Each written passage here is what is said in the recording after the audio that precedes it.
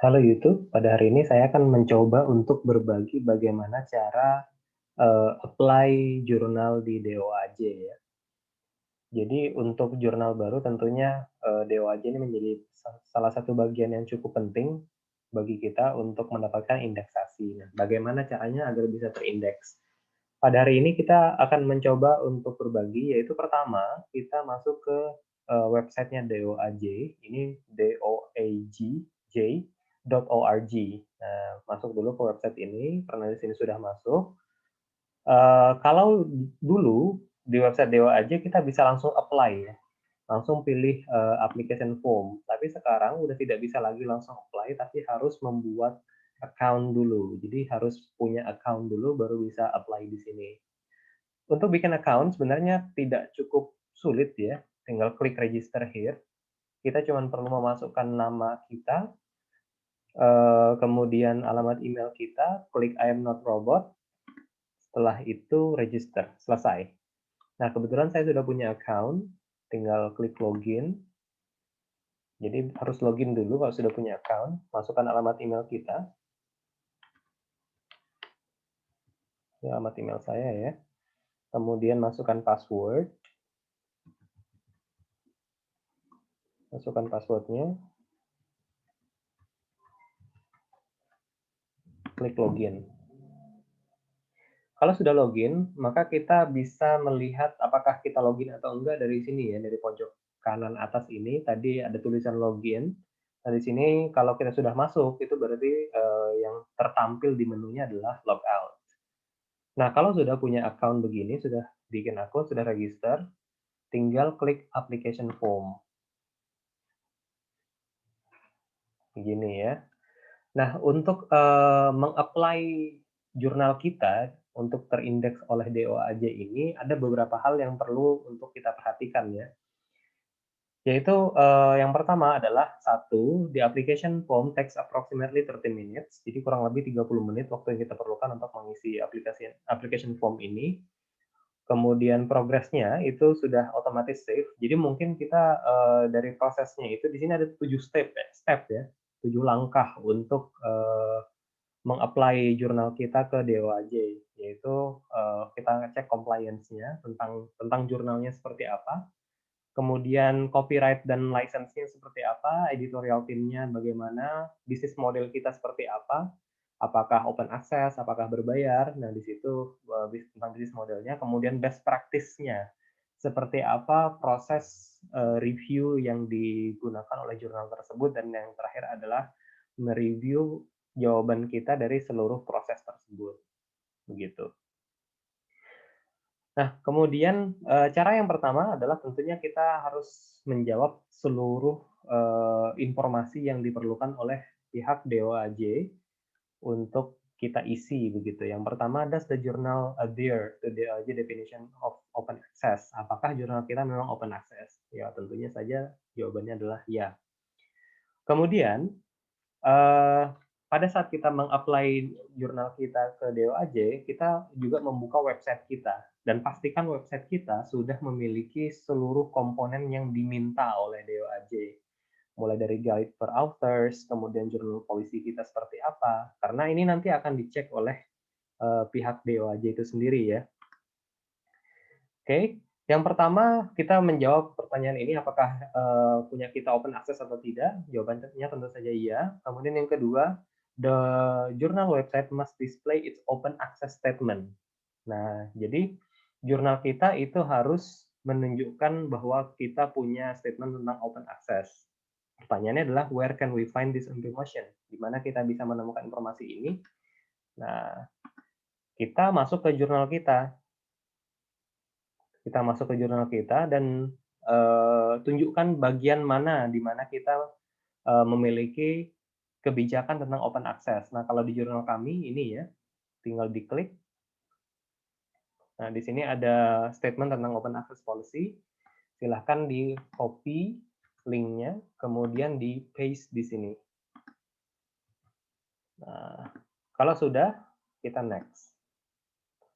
Nah, bagian ini tentang jurnalnya. Jadi step pertama sudah selesai, kemudian masuk di langkah kedua tentang jurnal tersebut. Jurnal title. Nah, kita masukkan saja title-nya. Misalkan ini jurnal saya ya. About the journal. Title-nya ini. Ini nama jurnalnya. SCTIA, Journal of Teaching and Education. Kita paste saja di sini. Jadi sebenarnya kalau jurnal itu sudah lengkap, itu gampang sekali ya. Jadi tinggal copy dan paste saja untuk mengisi data-data yang diminta oleh pihak DOAJ.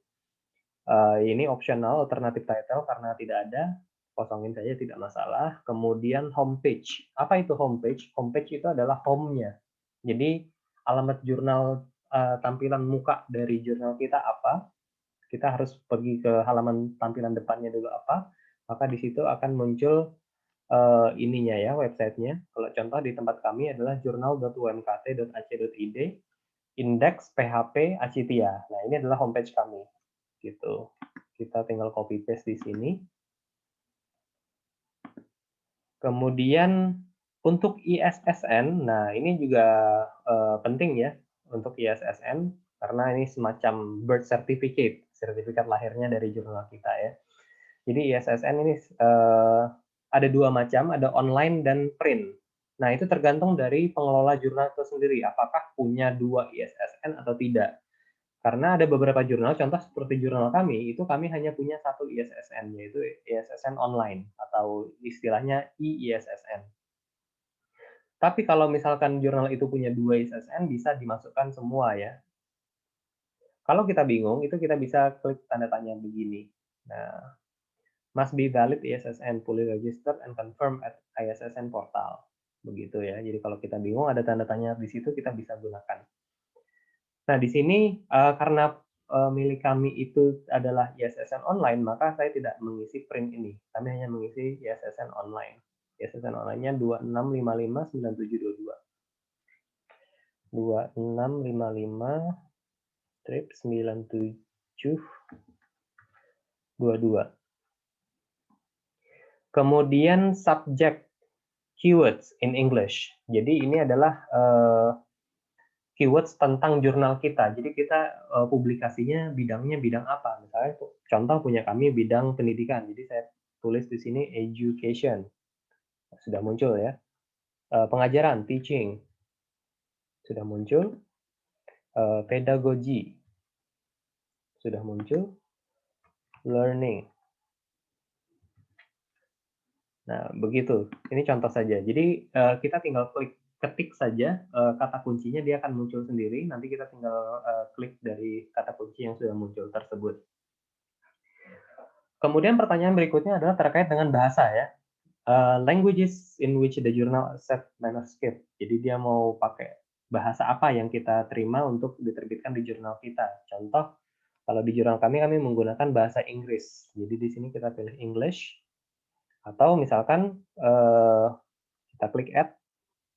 Misalkan ada jurnal lain atau jurnal kita menerima juga artikel dengan bahasa yang lain, misalkan bahasa Indonesia. Tidak apa-apa, tidak masalah. Tinggal diklik saja di sini Indonesian. Diklik add. Nah, ini sudah dua ya. Atau misalkan ada jurnal lain yang ternyata kebijakan dari jurnal tersebut dia menerima bahasa Inggris, dia menerima bahasa Indonesia, dia menerima bahasa Arab, itu it's okay. Jadi masukkan saja berapa bahasa yang kita terima untuk di jurnal kita. Selesai bagian tentang jurnalnya, kita masuk ke bagian berikutnya itu terkait dengan publisher. Jadi ini adalah penerbitnya. Siapa penerbit dari jurnal kita? Ini diklik ke bawah, top down ya. Misalkan publisher's name. Biasanya ada publisher yang sudah terdaftar. Coba, kalau dari publisher kami itu adalah Universitas Kalimantan Timur. Universitas Muhammadiyah Kalimantan Timur. Nah, ini sudah muncul. Tinggal diklik begini. Kemudian asalnya dari mana? Tentu Indonesia ya. Klik Indonesia. Kemudian berikutnya adalah society or institution. Nah, ini Kalau kita, biasanya kadang bekerja sama dengan, institusi lain atau bekerja sama dengan asosiasi, biasanya kalau di, pendaftaran untuk akreditasi SINTA ya, ini punya nilai sendiri ya. Nah, di sini juga bisa kita bekerja sama dengan siapa, tapi ini pilihannya optional, kalau tidak ada kerjasama nggak masalah, tinggal next saja.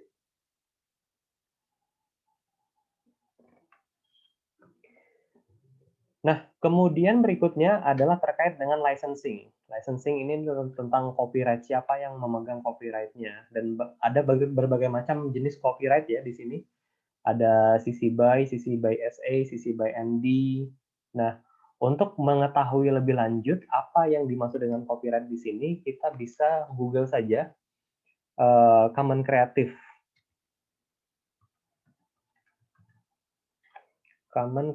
License. Nah, dengan kita melihat Common Creative License ini, kita bisa mengetahui apa atau bagaimana license yang kita gunakan untuk jurnal kita. Biasanya kita kan sudah menentukan sendiri ya di situ, karena ada berbagai macam jenis license yang digunakan oleh pengelola jurnal. Dan kebetulan kami di sini di jurnal kami menggunakan license yang ini, Attribution CC BY.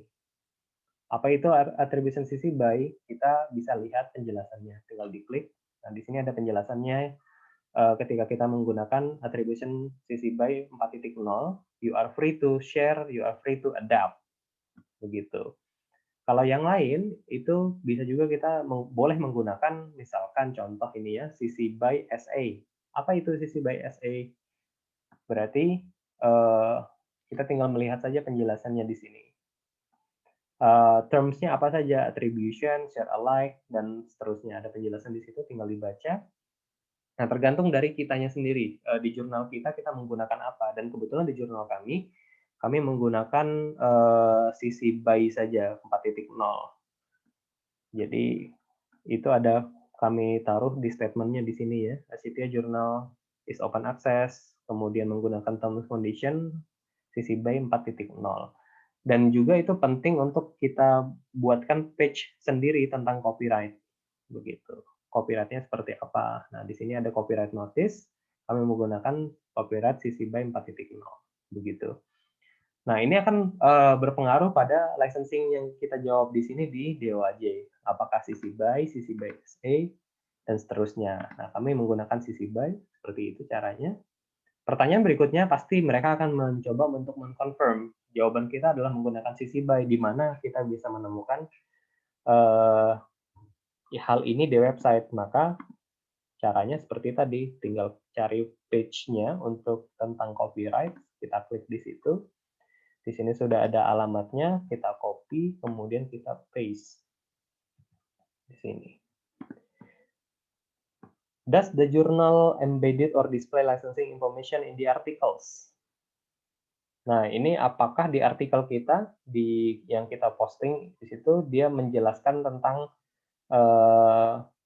atau mendisplay tentang informasi license ini. Jika iya, tulis iya, jika tidak, tulis tidak. Contohnya seperti ini ya, ini yang harus sudah di dalam, kalau di kami taruh di template. Jadi ini Bapak Ibu pengelola jurnal bisa melihat ya di template-nya. Nah, di sini di template kami menuliskan bahwa kami menggunakan license CC BY 4.0 di bagian ini ya. Maka jawabannya di DOAJ adalah yes. Look an example of, on the article. Jadi kita langsung saja masuk ke jurnalnya kembali. Karena kita menjawabnya yes, maka mereka akan menagih linknya mana nih, buktinya bahwa kita benar-benar menggunakan license ini di dalam artikelnya. Jadi kita langsung masuk ke salah satu artikel, misalkan. Nah, kita masuk salah satu artikel, kemudian kita download ya. Kita download PDF-nya, klik. Oh, memang muncul di situ, maka langsung saja. Maka ini adalah link salah satu contoh artikelnya, kita copy, kita paste masuk ke sini. Begitu. Copyright for all the licenses you have indicated above, do I offer retains copyright and full publishing rights without protection. Apakah penulis itu memegang hak untuk copyright dan pempublikasiannya begitu? Kita jawab yes. Pasti ditagih linknya di mana kita bisa menemukan itu. Kembali lagi di copyright.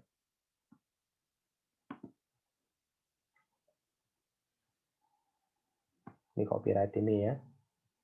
Atau juga bisa kalau di jurnal kami itu tadi di sini di masing-masing artikel. Jadi di masing-masing artikel itu kami menampilkan copyright-nya di sini ya. Jadi authors retain copyright and grant the journal's right first publication with work simultaneously licensed under seterusnya begitu. Nah, bisa copy ini atau bisa copy link copyright tadi. Kita coba copyright-nya saja ya. Copy, kemudian paste, kemudian next. Nah, langkah ketiga tadi sudah selesai tentang copyright dan licensing. Kemudian masuk ke langkah keempat yaitu tentang editorial.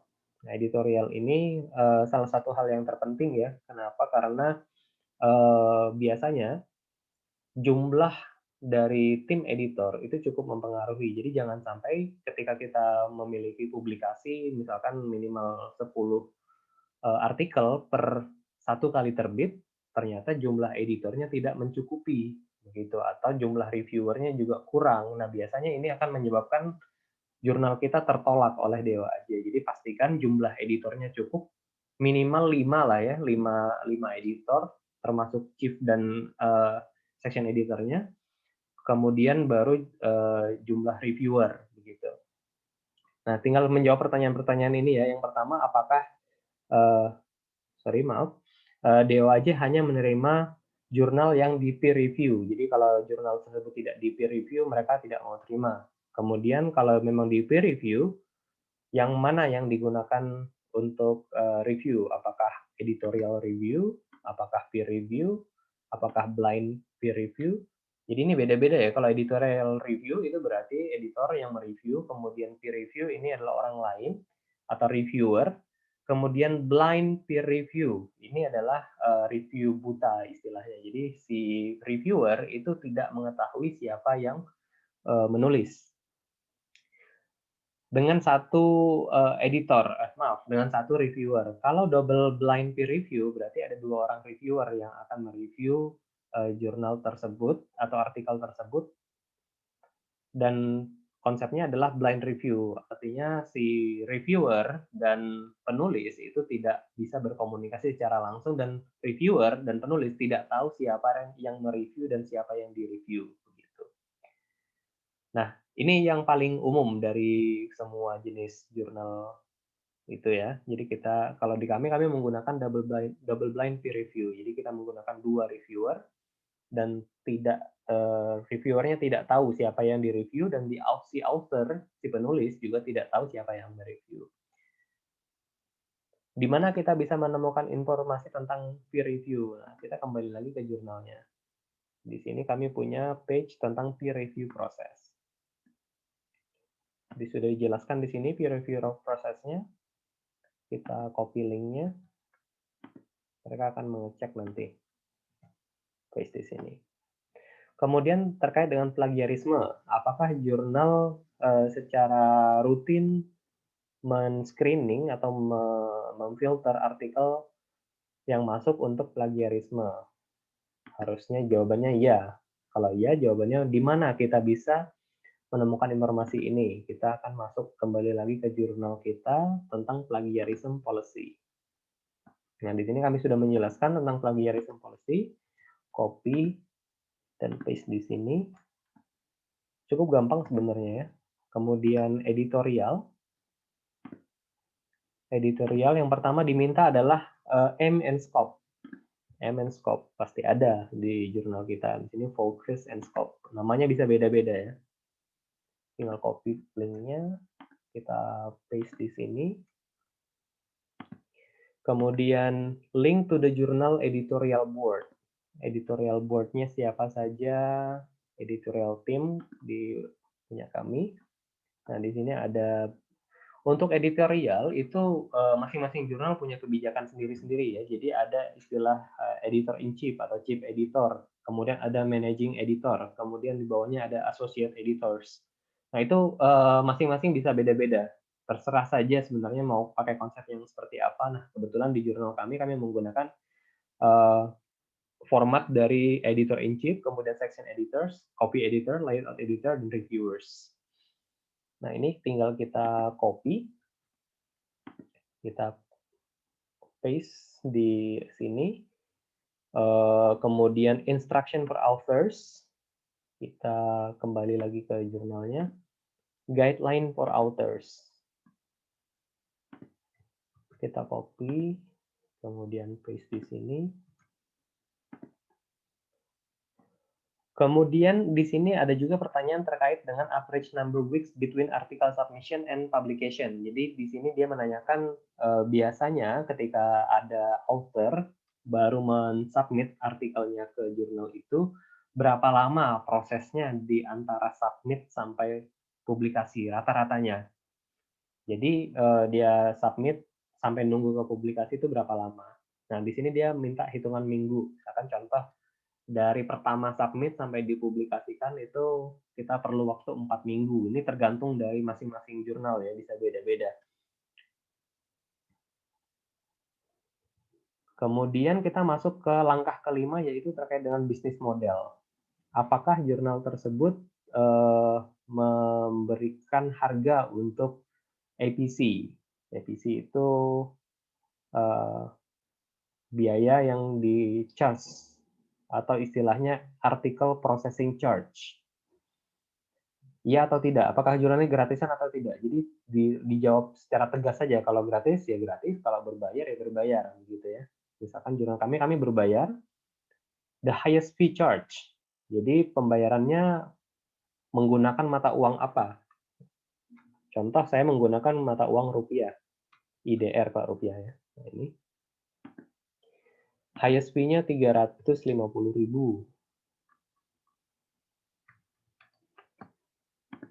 Oke. Atau misalkan kita juga menggunakan mata uang yang lain, USD misalkan. Berapa biayanya begitu. Terserah saja. Jadi jujur saja ya, jangan sampai nanti kita di website bilangnya gratis, ternyata pada saat sudah orang submit, kemudian kita minta bayaran begitu. Ini bisa bermasalah karena bisnis modelnya tidak jujur ya antara yang tertulis di website dengan yang tidak tertulis di website. Bagaimana kita bisa menemukan informasi tentang pembayaran ini? Nah, mereka minta linknya. Nah, di sini kami ada article processing charge. Nah, di sini ada APC-nya ya. Kami menuliskan 350.000. Tinggal copy dan paste saja.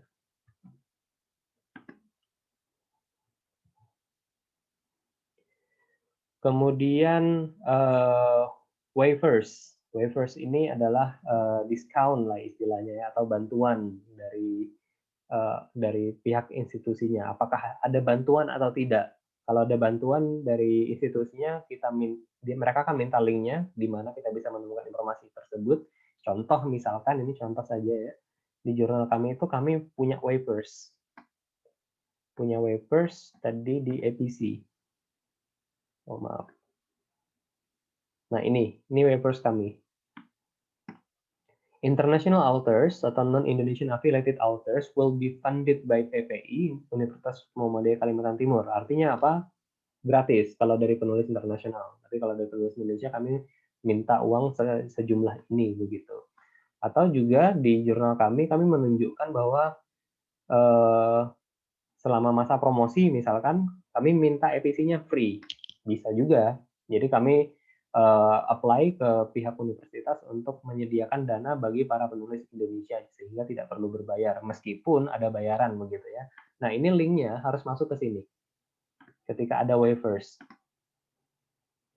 Jadi kita masuk ke APC tadi, linknya diminta oleh mereka, tinggal copy dan paste.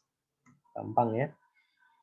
Kemudian, does the journal charge any other fees to the author? Apakah ada fee yang lain selain APC? Misalkan contoh ada beberapa jurnal yang punya biaya untuk submission, submit-nya saja berbayar misalkan. Kalau jawabannya iya, link-nya di mana? Kalau tidak, dia tidak akan meminta ya. Kita next saja. Nah, baru best practice-nya seperti apa.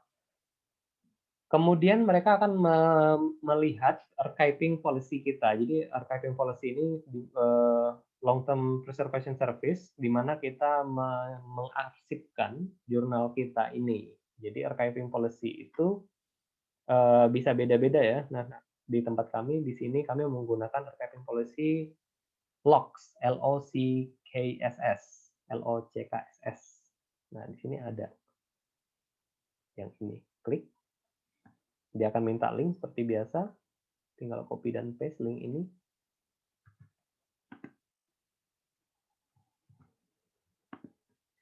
Kemudian repository policy-nya seperti apa. Kebetulan kami tidak menggunakan policy ini, jadi no repository policy. Kemudian unique identifiers. Nah, ini adalah DOI.